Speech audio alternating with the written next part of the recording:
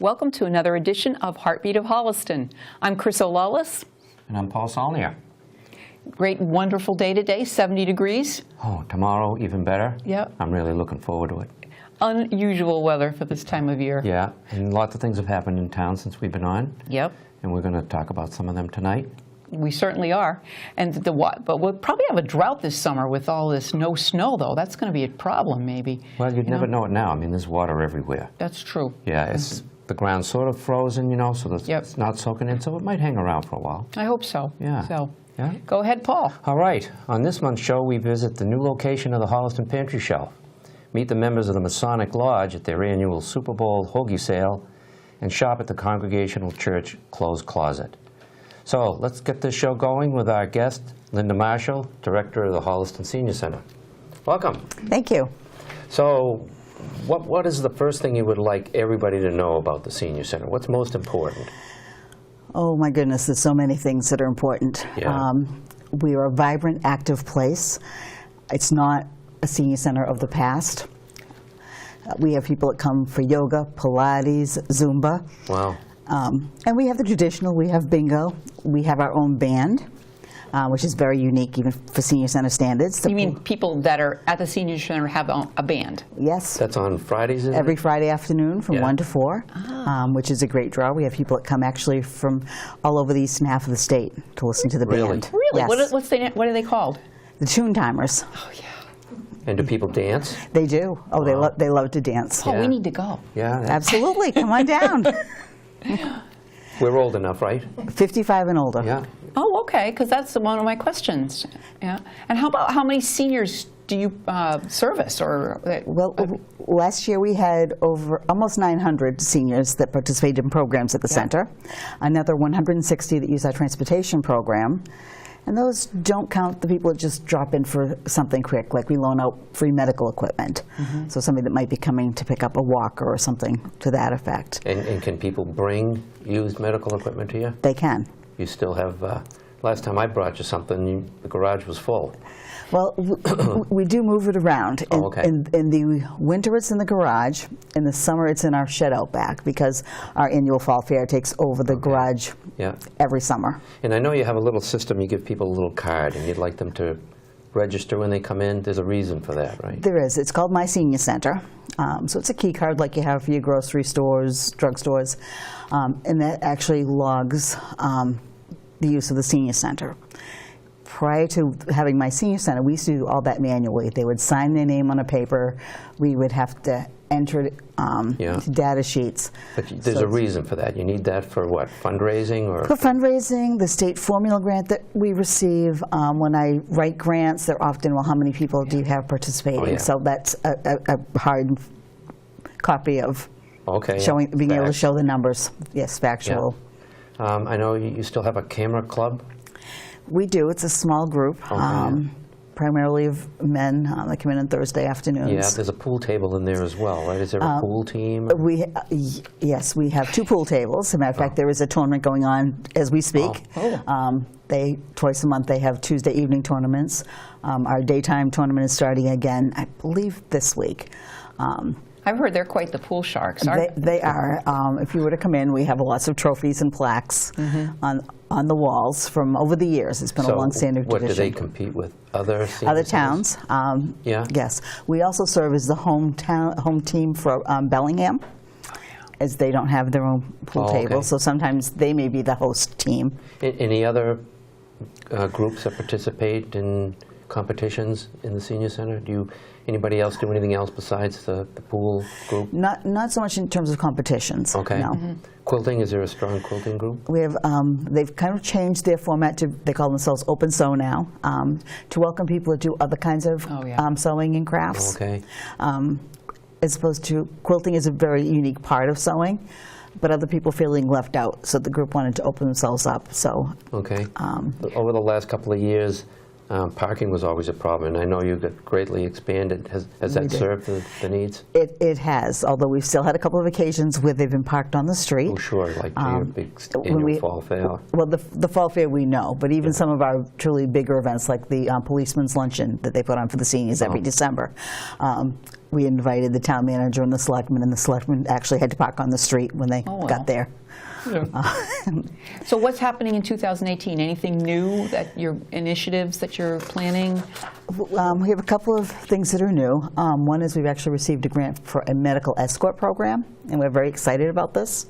What this is that we can provide a paid caregiver to accompany someone on our bus. What they do is they'll meet the client at their home, help them get ready, make sure they're set for the bus, go with them and stay with them during the appointment. They can actually go in to the appointment with the client if they'd like, or stay in the waiting room, then make sure they get back on the bus and get them back settled in their home.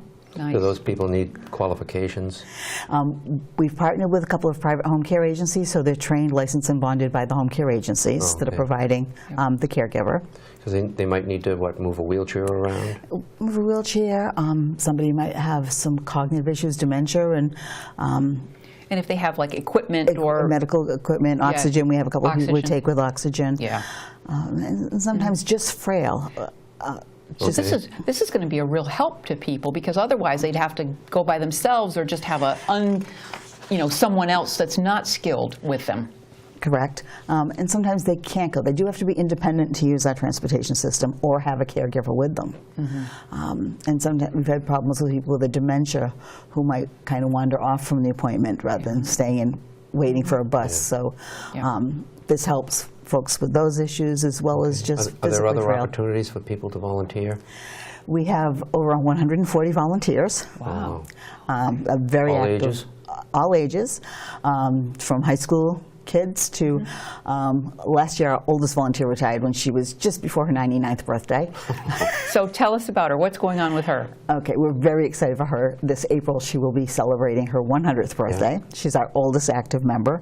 In my 13 years there, she's the only active participant we've had reach the age of 100. Okay. Whilst I know other people in town who have, but not who've been participating with us.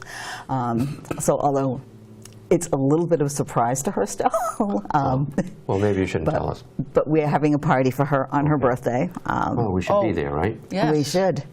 Because That will be great. it really will. We actually have some really cool surprises in store. Great. Okay. With Stay the Boston Red Sox are going to be helping us out a little Good. bit. Well, sounds like you're busy. We are? Yeah. Good. And What would the seniors most like to have? What's the wish list for them? Well, their biggest wish is a new senior center. Oh, Really? okay. I hear that all the time. yeah. But Don't we, show them the one in Natick. but we recognize, though they've been to the one in Oh, Natick. they have. And I get cited all the other towns around us that have new ones. But actually, we have pretty good space. There's still some parts that we'd like to see updated more. We got a grant from Senator Spilker a couple of years ago through the state, and we did a lot of updates with that. We remodeled our kitchen, our bathrooms, and we're able to do some painting. But there's still other areas that have not been touched in at least 14, 15 years. And how many years has the senior center been around? Well, this September we'll be celebrating our 30th year, so we're very excited about that. And we're planning an open house of some type. We're Okay. still working on the details for that, but that will be in September. Great. Well, So, thank you Thank very you. much for coming and for pleasure. telling us all about your important work with the seniors here in Holliston. Well, thank you very much. we'll see you soon. The Holliston Pantry Shelf was founded in 1991 with the mission of neighbors helping neighbors. Currently, the pantry serves about 200 families and is operated entirely by about 120 volunteers.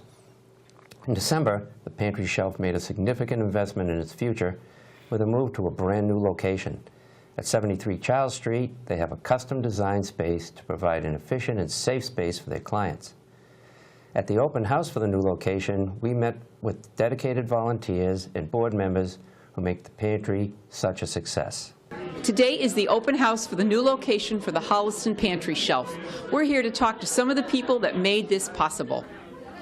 Keely and Steve, what did it take to make this happen?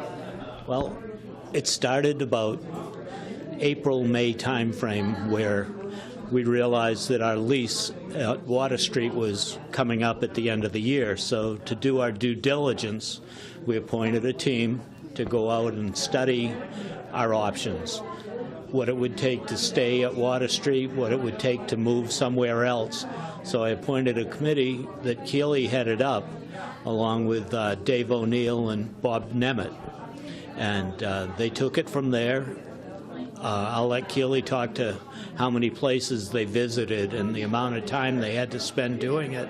But they did such a fantastic job of coming up with a place for us to move to. And I know you had a lot of help along the way. What kinds of people and organizations helped you with this move? Well, actually, as Steve said right from the very beginning, we had a tremendous amount of help from the community, even beginning with brokers taking us to show us different venues that might be possible for us and donating their brokerage services for free, which was really helpful. And then when we ultimately it became time to negotiate our lease, we actually had attorneys, local attorneys, who donated the entirety of their services to us. Rich May Law, Scott Stokes, who's a local gentleman, and David Birmingham, who's a local commercial realtor. They both donated all of their services. So, and that was just the beginning. From every step of the way, we've had people in this community step up and donate their time, services, materials. I can't begin to tell you how many individuals were involved in making this happen. The Lions Club, when we moved, you know, they had a group over at Water Street and a group here to help us. The high school hockey team had half the team was at Water Street and half was over here. We were out of there in 45 minutes. What has been the reaction for the clients? Well, clients are thrilled. They love this central new location. I think that they're finding that it's a much, a just more contemporary, modern feel to this space. And the fact that we were able to design this space specifically for our pantry needs. Before, in our previous locations, we were adapting to the space as it existed. We were able to design this specifically for our clients and how they use the pantry and how they like to shop at the pantry. So they've been excited, and I think an unexpected benefit that we've been seeing is that we have really noticed a big uptick in drop-in donations. I think people can find us much more easily now, and they find it convenient to just park and bring in an extra bag of groceries, maybe get an extra bag when they're at the grocery store. And so we've been delighted to see that uptick in donations. What is your feelings today as you see where you've gone from up to here? Oh, I think this is wonderful. It's bright and clean and tidy. Not that we weren't tidy and clean before, but this offers a much better, I think, surroundings for the people coming in. It's more uplifting than what we had before. You started it so many years ago. You're one of the founding people that started this. Yes, that's right. We worked on it before we took possession of the basement in the town hall, which was in renovation, and it took us about 5 or 6 months to get people to give us free things like shelving, desks, chairs, and so forth. Michaela, what's it like to be a volunteer? I absolutely love it. I'm so lucky that I get to work with Sylvia every other week. She's been such an amazing mentor to me and just has opened her heart to me, and I couldn't be more thankful. I've met so many amazing people that use the pantry and have heard so many inspiring stories, and I look forward to coming back every single week. I love it. What's your thoughts on looking at this new facility?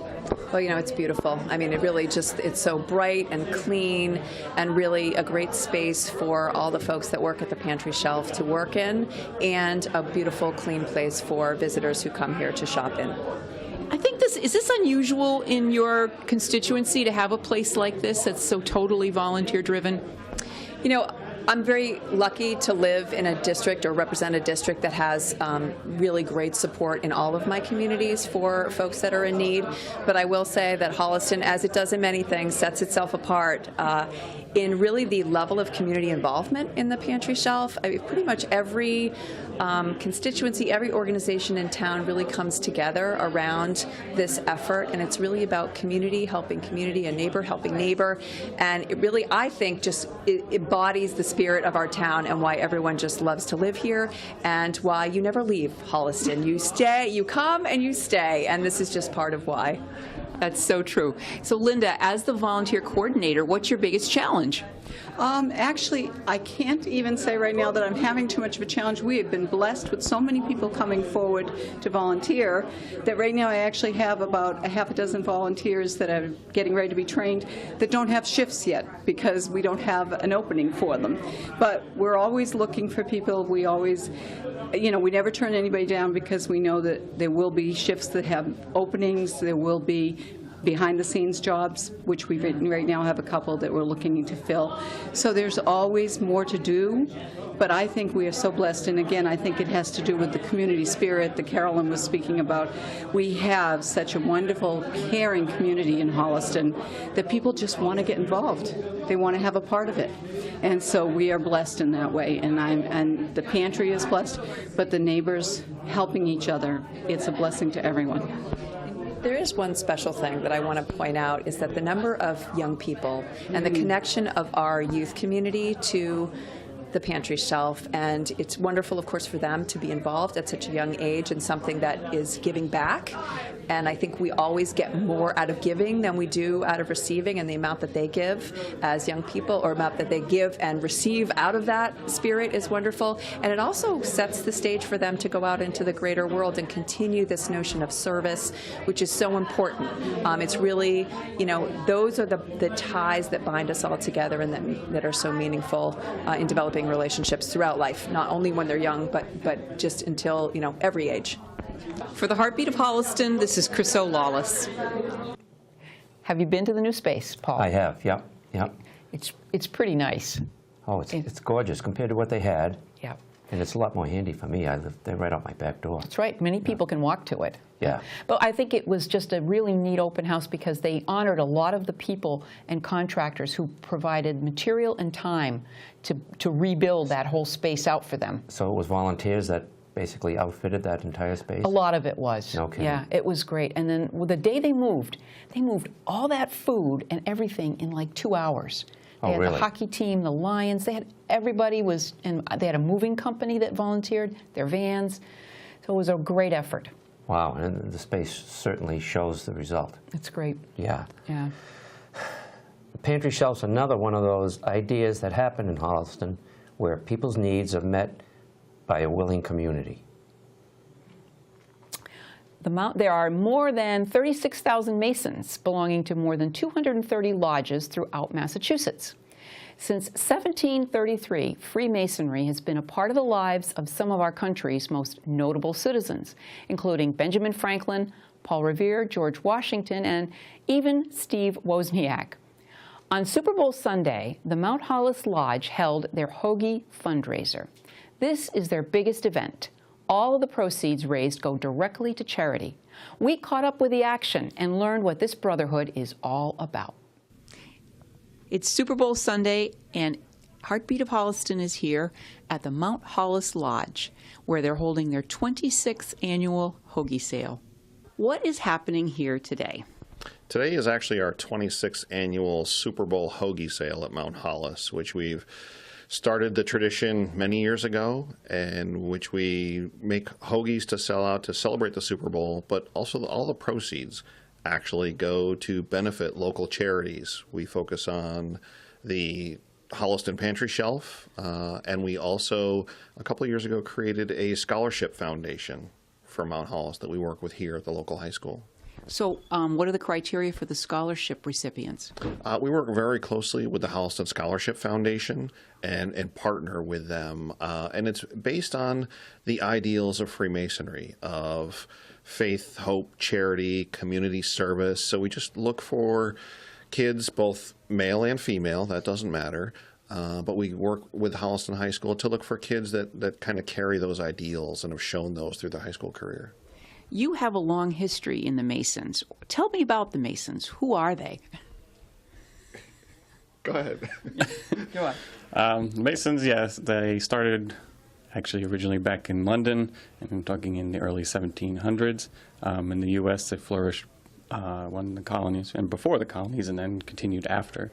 So many of them know it more from the U.S. because a lot of the famous founders were Masons. Yeah, like Benjamin Franklin was one, I think. Yep. Yeah. George Washington, yeah. Many of them. And then it's a national, is it national or is it international? It's international, and it's not in every country, but it's in a lot of the countries around the world. In the United States, the states kind of are their own entities, where in most other countries, it's one country is all one, under one jurisdiction. How do you get to be a Mason? To be one, you ask.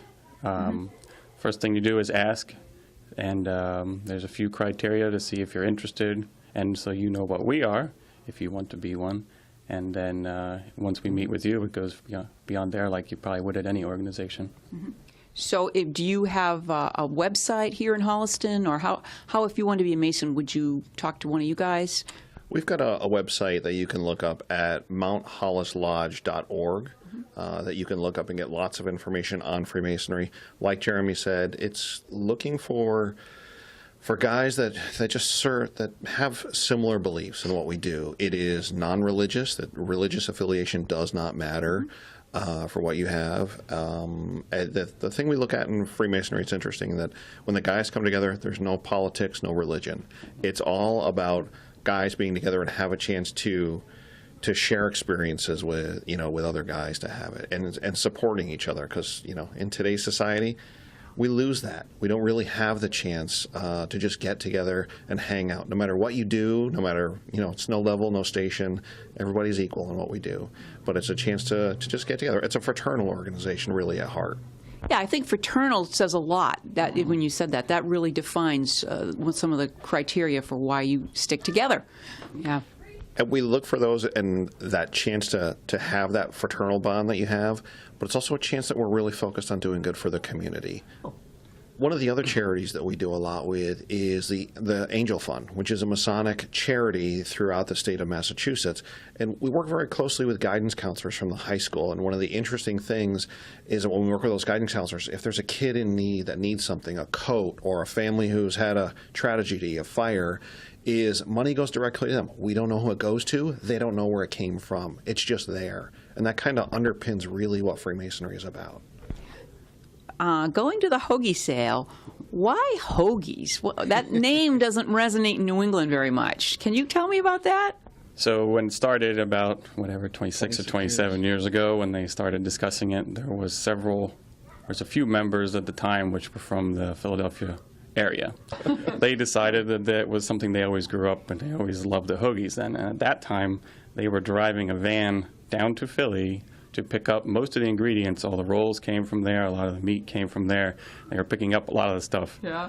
Eventually, that became a little bit burdensome, and they started to use local ingredients as we are now. So it is very similar to an Italian sub, but it's an Italian hoagie. Are there different types, or is it just one type? It was always one type. This year we just added on to do a turkey sub as well. If you're not so interested in the Italian meats, you can do a turkey sub now. Can you just walk in and get them, or do you have to pre-order them? We do take pre-orders both on through our website and through our Facebook page of Mount Hollis Lodge. There is a link to there, but we take a majority of them as walk-ins, and we expect mostly walk-ins. On Super Bowl Sunday, for Heartbeat of Holliston, it's Chryso Lawless.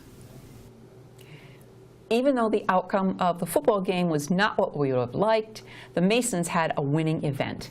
In a statement from Jeremy Martin, the worshipful master of the lodge, we sold 355 hoagies to raise over $1,800, and that's our best dollar amount raised. As far as where the money goes, we offer $1,000 to the Holliston Scholarship Fund, which is matched by them, and expect to give $1,000 to the food pantry. So, Paul, we had a good time covering that, didn't we? Yeah. Yeah. And I got full just smelling all the food while we were there. Yeah, it was unbelievable. And a great bunch of guys. Yes. And there's a real mystique with the lodge. You read about them with the Knights Templar, the whole thing about the layout of Washington, D.C. with Lafayette and all that. That's right. It's really an interesting group. Yeah.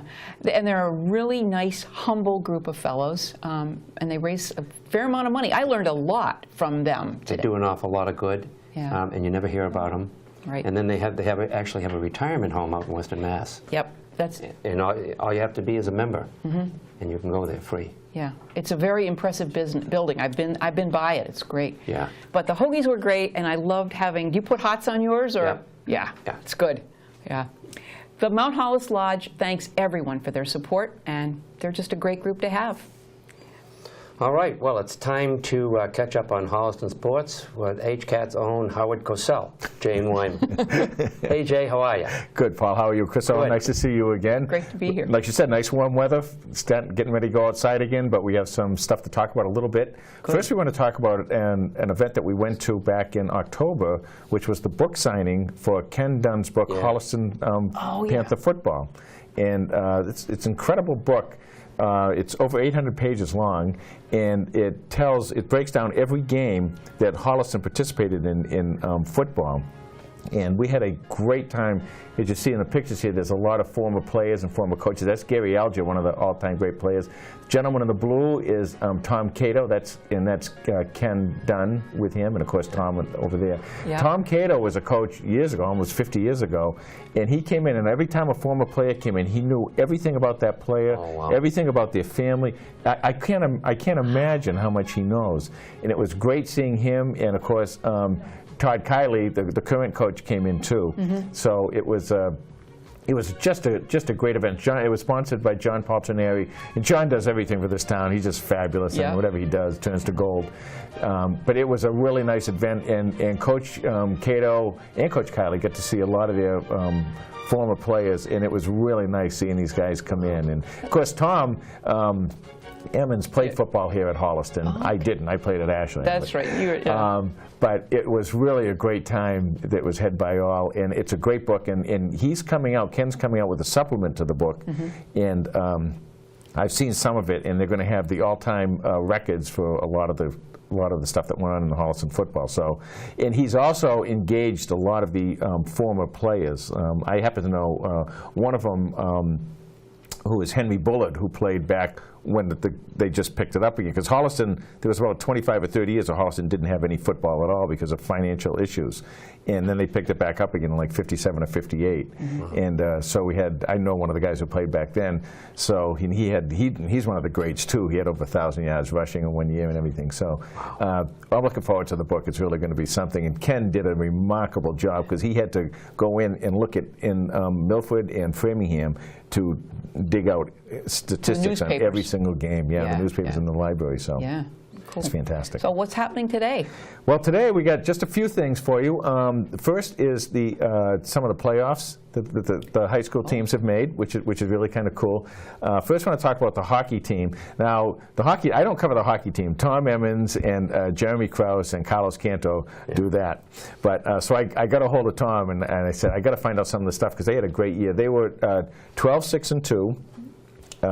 They finished second place in the Tri-Valley League and 7th overall in Division III. And they're coached by Dan Geary, and Dan's in his third year. The top scorers this year were James Franco, Jack Larch, and Cam DeCristoforo. They had 4 very strong senior defensemen, Jack Wilkie, Tim Ringy, Will Fitzgerald, and Jake Cobra. And they had a freshman goalie who was really sensational. His name is, I'm going to get this right, Nico Quattromoni. And Nico gave up 2.2 goals against in hockey this year as a freshman. So they've got something really special going there. So that's one team that made it. Then another team that made it was the girls basketball team, made the playoffs. They finished 11-9, and they'll probably know sometime at the end of this week who they will be playing. Somebody in Central Mass. The girls are in Central Mass. The tournament set up. They had a girl, Grace DeZendelet, one of our seniors, who scored over 1,000 points for her career. So this is one of the few times that this has happened in Holliston. And ironically enough, just this year, we put up a banner for all the people who did score 1,000 points. And the last one to do it was Kylie Lorenzen back in, I think, 2015.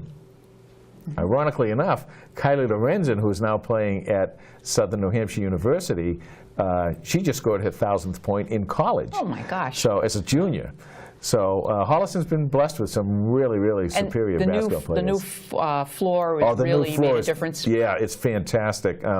I talked to a lot of the referees because the kids are all going to say it's pretty good anyway. But the referees, of course, they referee in all different places. And the referees I talked to said it was just a fabulous, fabulous job they did on that floor. So that was really good. So they're moving on. And then there's, as far as wrestling goes, there was a, I just want to make sure I get all the names right here. Oh, Brian Geary.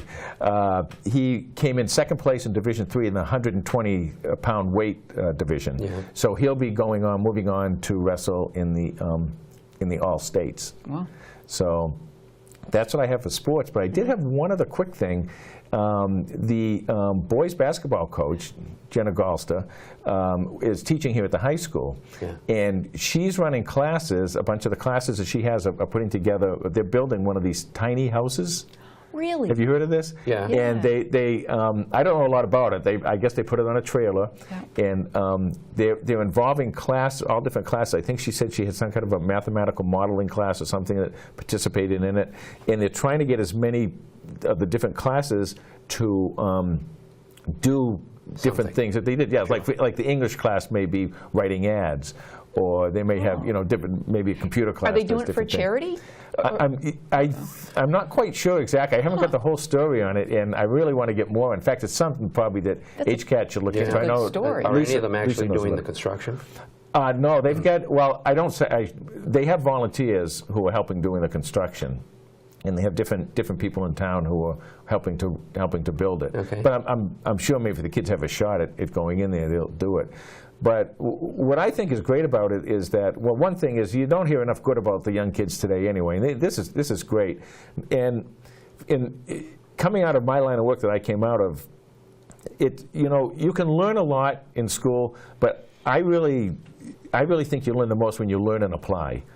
So they're taking all these different classes and they're letting them apply what they've learned into building kind of like house. A co-op high school. Exactly, exactly. And I said, is Keefe Tech involved in it at all? And they're not involved in it at all. But what they're hoping to do is sell the house for enough money, recoup enough money to give back some of the money that people gave donations, and then start it again next year. So, So a lot of good educational, cooperative things happening. Yeah, isn't I like that great? Too. Yeah, and of course, Jenna is she's the coach of the boys basketball team here in Holliston. So. So a quick question for you, going back in time, maybe from the book. Do we have any Holliston students that made it professionally? Yes, we did.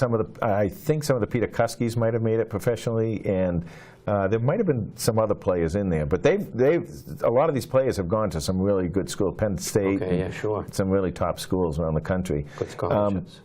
Today, a lot of the kids that play today for Coach Kiley go on to play college ball, but most of them are playing for smaller colleges. But some of them have been really sensational. Like Nick Athey was named, I think, one of the top defensive players in New England. He's a safety, and he's done that. So they have some players who have really done very, very well. Wow. That's great. Well, listen, thanks for coming in and keeping us up to date. We look forward to spring. We'll be back. We'll be back with the sunburn and everything. Great. Thanks very much. Great. Have you ever wondered what happens at the Congregational Church's clothes closet? Here's what you need to know about another Holliston tradition that helps people. Hi, I'm Mary Greendale for Heartbeat of Holliston, and today I'm down at the clothes closet shopping. We're visiting this shop today because we think this is a hidden garden of sorts, a garden of clothes and toys and other things that are secondhand goods. And I'm going to be interviewing Sheila Jocelyn, who manages this operation. So Sheila, tell me, how long has the clothes closet been here? It's been here for 52 years. And let's tell everybody where here is. Here is the First Congregational Church in Holliston. So the process here is who brings you clothes or whatever. There's more than clothes here. I'm seeing stuffed animals and jewelry and all kinds of things. We take in everything, men's clothes, women's clothes, kids' clothes, toys, bric-a-brac, household, jewelry. If we can't find a use for it here, we will find a charity that could use it, i.e. Salvation Army, another church, a place to turn. Okay, so if I understand correctly then, is this a consignment operation or is it just a donation? It's both. We have very little consignment because we don't have a lot of room, and we've been very lucky that people in Holliston have donated really nice items. So we like it to be mostly donations, but we do a small amount of consignment. Okay. And then what happens at an end of a season? Do you get stuck with this stuff? What do you do with it?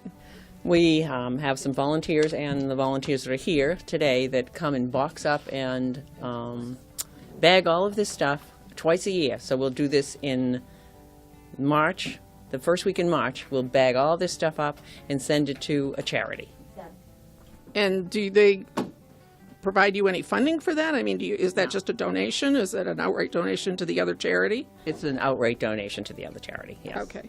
And as far as the proceeds from this organization, do you get paid to the other staff? No, we are all volunteers. We spend about 8 to 10 hours a week doing this job. Nobody gets paid. The money goes to help the church. There's a beautiful creche out front that's brand new that our organization, Closed Closet, just purchased. And the other monies go to people in Holliston at holiday time. We get gift cards to Target and local stores, and give them to people who are having a hard time during holiday times. Oh, all right. Or any other time, actually. Okay, all right. And where did the funding go through the church? Yes. Okay. All right. So what do people need to know if they're going to donate something? That it should come on Wednesdays, if they can. If not, there's a box upstairs in the hallway near the secretary's office that people can drop off. And The hours, though, let's be sure people understand those hours with the door, because I kind of get tripped up myself. I think it's 9 to 1 or something, or maybe it's 10 to 1 during the week. During the week, it's 8 to 2. Oh, okay. All right. And you just ring the doorbell. Just ring the doorbell, and they'll let you in, the secretaries, and it's the closest to the town hall, that door. Yeah. And Wednesdays, it's the door, daycare entrance door. All right. And when they donate clothes, condition matter? No, we'll figure it out.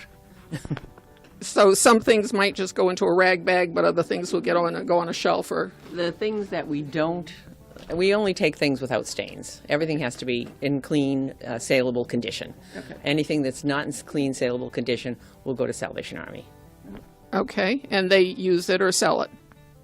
Either one, right? Yeah, they use it. Either one. Okay. And in general, price range of things that you have in here? Pretty inexpensive. We don't really, I think most things are under $5. Anything like a really nice jacket or something might be 10 or 20. So with any final words, what would you urge people? Donate, come shop. Shopping's important. If we have a lot of nice things, and I think that Closed Closet is a pretty big secret in this town, because we have some beautiful things. We have, if I put it on Facebook, they'll come. Yeah. If I put it on a Holliston Trading Post, they're right by it, but I can't put everything on Holliston Trading Post. Yeah. So just people need to shop here. We've got great stuff. And people can, what are the hours here? I don't think we even said that. The hours are 10 to 3. Okay. And that's only on Wednesdays? Only on Wednesdays, and we definitely close right at 3, because this entire room that you're looking at right now has to be emptied into that room. Okay. All right. All right. Well, thank you very much, Sheila. I appreciate that. Okay, so now you know that this is the Clothes Closet. Here's a dress that's on sale right now. Let me just see. It's a whole $8. So it's a bargain. Come on down to the Clothes Closet, Wednesdays from 10 to 3. Thank you. This is Mary Greendale for Heartbeat of Holliston. Well, I learned a lot about this one, too. Yeah, me too. I've seen that sign forever. Yep. Never bothered to go in. I don't know if they'll take any of my clothes. I don't know why not. Well, I get grease on them. You're a hard-working guy, that's why. I'm working on my cars, yeah. Yeah, that's right, that's right. But I thought it's just a really nice story, and they help people as well as give people an opportunity to do some volunteer work. And there's nothing like recycling old clothes rather than just tossing them out. That's right, that's right. It's a well-kept secret, so be sure and stop by on a Wednesday with a donation or a need, or just to shop for yourself. You won't be disappointed. So that's our show for tonight. We hope you enjoyed it as much as we liked bringing it to you. We remind viewers that you can watch Heartbeat of Holliston every Wednesday, Thursday, and Friday at 7 p.m. on Channel 8 on Comcast and on Channel 32 on Verizon. The show's also televised at other times, so check the HCAT schedule. There are many other ways to watch us. You can watch us on any electronic device with video on demand at www.hcattv.org, and you click on video to find us. And we can even stream video on your phone. Be sure to check our Facebook page and subscribe to our YouTube page to learn all of the others who are watching us on YouTube. And if you don't get email blasts from HCAT TV, you can. We send out announcements when new shows are scheduled to air. Please contact us by email at office@hcattv.org or call us at 429-8979. With an e-blast, you'll never miss a show you want to watch. One last note, we always welcome your comments and ideas at hoh@hcattv.org. Good night, Paul.